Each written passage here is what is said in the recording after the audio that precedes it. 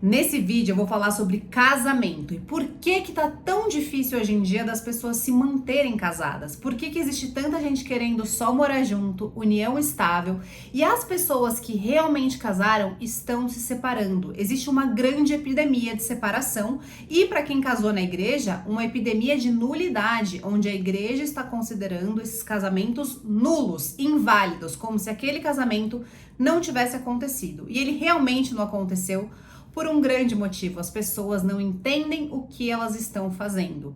Então eu quero trazer esse vídeo para que você reflita na sua vida e isso te ajude a permanecer no seu casamento, te ajude a ser uma pessoa melhor e a entender para onde o casamento vai me levar. Por que eu devo ficar junto com meu marido e não me separar? Por que eu tenho que fortalecer quem eu sou e me manter, mesmo que não esteja uma maravilha esse casamento? Então, o primeiro passo para isso, eu quero trazer aqui, não importa se você é casado ou tá noiva, ou tem um namorado e vai casar, são os votos do casamento. Esses votos, não sei se você já parou para pensar, mas eles são feitos em primeira pessoa. Não é o padre, não é o celebrante que celebra o casamento.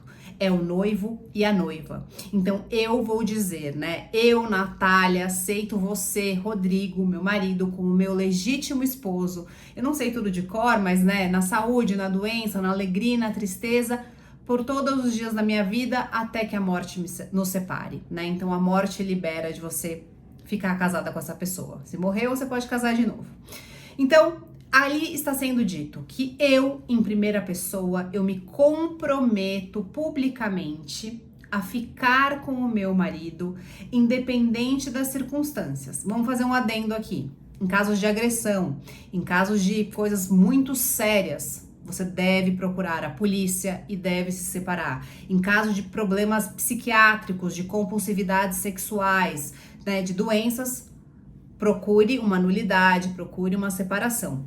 Mas, caso este não seja o seu caso e você esteja enfrentando dificuldades nesse casamento, quando você diz em primeira pessoa esse compromisso público, isso fala muito sobre a sua personalidade. Então não é simplesmente um voto que você está fazendo perante as pessoas e que depois tudo bem, não deu certo, vou me comprometer com a próxima família, né? Vou tentar continuar essa história com a minha segunda, terceira, quarta mulher.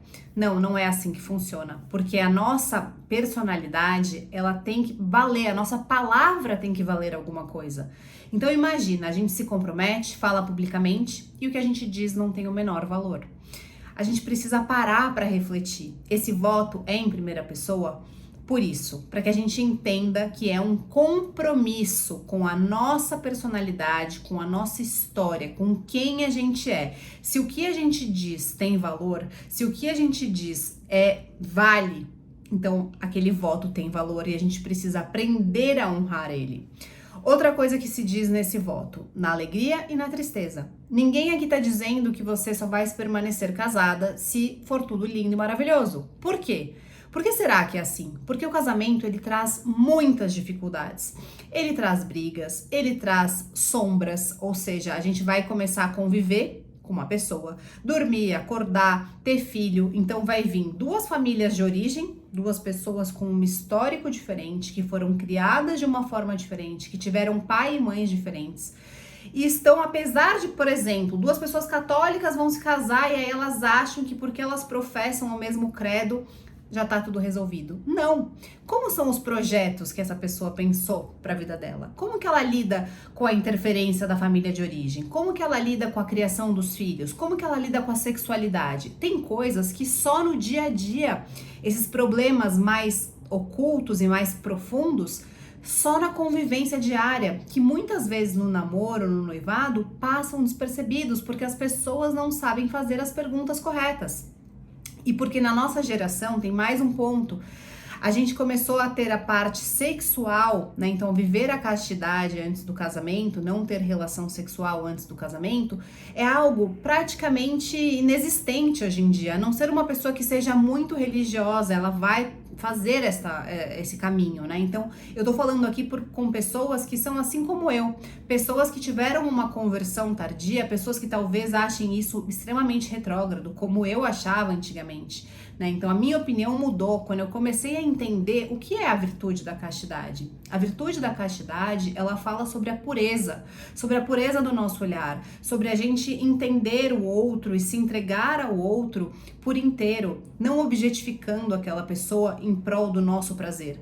Quando a gente transforma a nossa sexualidade nesse lugar, né, de buscar o prazer e trocar de parceiros para o nosso prazer, para a gente se sentir bem, para a gente se sentir desejada e para o homem também se sentir o gostosão, enfim, a gente está jogando a nossa sexualidade, o motivo por qual a nossa sexualidade foi criado, no lixo. E aí o que acontece? A parte sexual, ela pode, cegar a gente. Por quê? Quando a gente se apaixona, quando a gente tá com uma química, né? Quando você fica sexualmente envolvida com uma pessoa, você não vai fazer as perguntas corretas. Você não vai prestar atenção como que essa pessoa é, né? Como que essa pessoa quer criar os filhos? Será que essa pessoa, se eu ficar doente, ela vai ficar comigo? E se eu engordar na gravidez, essa pessoa vai me aceitar? E se eu tiver um problema financeiro? E se eu perder meu trabalho? E se acontecer alguma outra coisa grave, né? Eu tiver que mudar de estado por 6 meses pelo bem da família? Ela vai continuar comigo? E se eu cair num pecado como uma traição? Eu fiz uma merda ali muito grande, uma dívida, uma traição. Acabou o relacionamento? Então, esses assuntos que são difíceis, porque a gente pode dizer, eu não perdoaria uma traição, porque você não quer realmente perdoar uma traição, mas nós somos seres humanos, e seres humanos podem trair. Pode não ser uma traição física, pode ser uma traição financeira. Então, são assuntos muito complexos da personalidade, do caráter, né, do senso comum, do imaginário, que estão ali e a gente precisa ir investigando, né, o que é normal para um pode não ser normal para o outro. E aí a gente casa com essa pessoa, a gente não parou para refletir sobre isso, e a gente tá ali construindo uma família, tendo filho, tendo um dia a dia, e a coisa começa a degringolar, as coisas começam a não funcionar. E tem um outro problema, né? Então a pessoa não entendeu o voto, ela construiu a família, tal, e tem gente que nem fez o voto, que nem se comprometeu de verdade.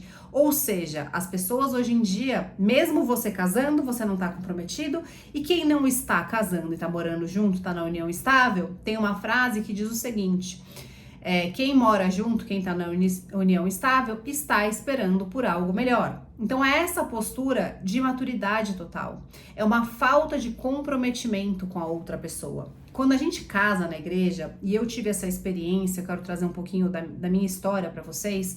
Eu me casei com meu marido depois de quase 4 anos, 3 anos e meio já morando junto. E quando antes do casamento, a gente não tinha essa noção. Então, várias vezes acontecia da gente brigar e falar, não tá dando certo, acho melhor a gente separar, vamos seguir cada um pro seu caminho, assim a gente pode ser amigos e não vai ter problema, a gente vai continuar criando os filhos juntos. Mas graças a Deus a gente nunca soltou a mão um do outro e a gente conseguiu passar por esses movimentos, né? Esses movimentos, essas brigas internas que dava vontade de abandonar o barco, né? Discussões, momentos que a gente pensava coisas diferentes, a gente teve pandemia, a gente teve filho muito rápido. Então veio isso, né? Aconteceu isso no nosso casamento. Quando a gente foi para o processo de preparação para o casamento e a gente foi entendendo o que significava estar casado, entendendo essa aliança que é o casamento, a gente entendeu, putz, eu tô entregando o meu melhor e o meu pior.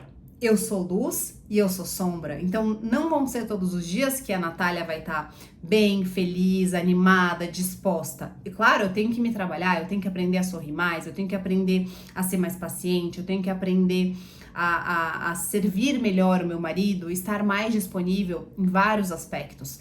Mas tem dias que eu não vou estar.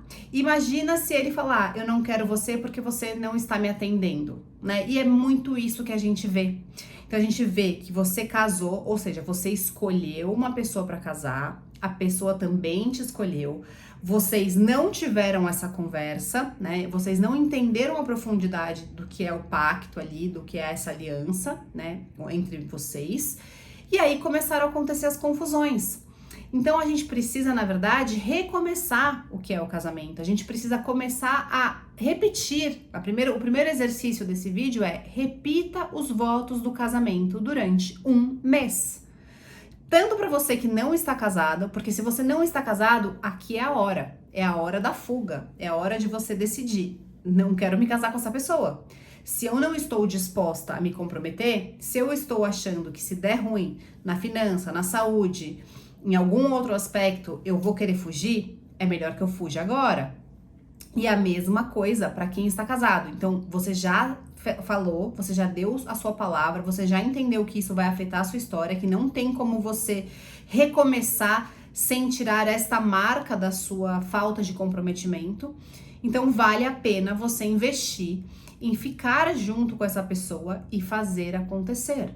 Para isso, os dois vão precisar amadurecer e é óbvio que a gente não controla o outro, a gente não controla o nosso marido. A gente pode estar casada com uma pessoa que a gente escolheu mal e essa pessoa não melhorar, essa pessoa não se dispor, né? Mas eu acho muito difícil que a pessoa não se constranja com o amor.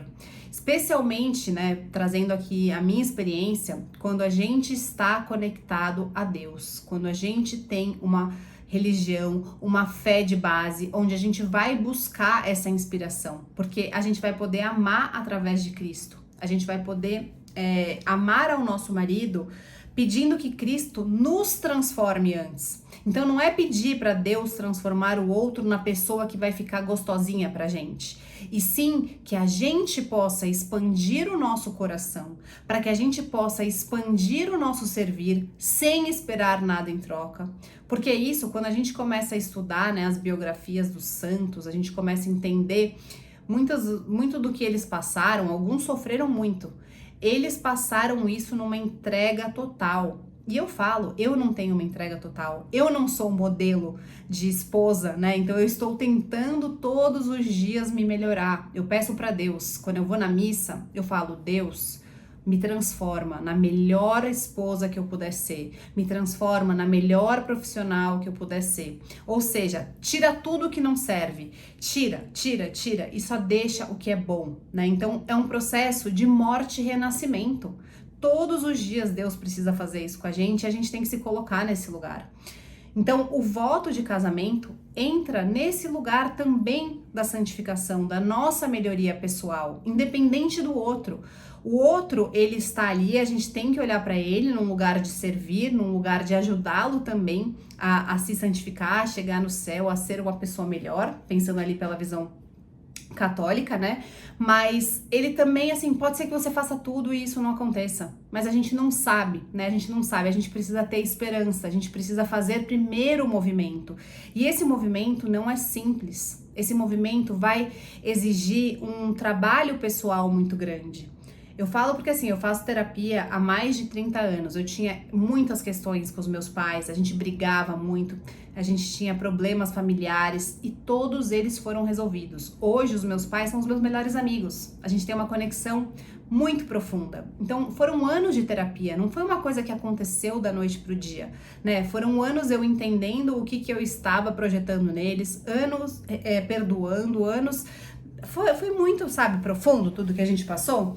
Então, esse vídeo é para isso, gente. É para que você possa entender o voto que você fez, entender com profundidade o que é o casamento, para que você possa meditar sobre isso e fazer a escolha certa. Quando a gente tem filhos e tem uma família envolvida, eu realmente acho, né, que os filhos, eles podem não ser um motivo suficiente para segurar um casal, porque vai ser muito pesado para esses filhos se tornarem esse motivo. Mas eles podem ser uma inspiração para que vocês olhem um para o outro e pensem: qual é o projeto que a gente vai criar nessa família? Isso não tá bom para mim, isso não tá bom para você, mas a gente se comprometeu na saúde, na doença, na alegria e na tristeza. Então a gente vai olhar para um projeto, a gente vai se dedicar a isso e vai transformar a nossa vida e a nossa família, tá?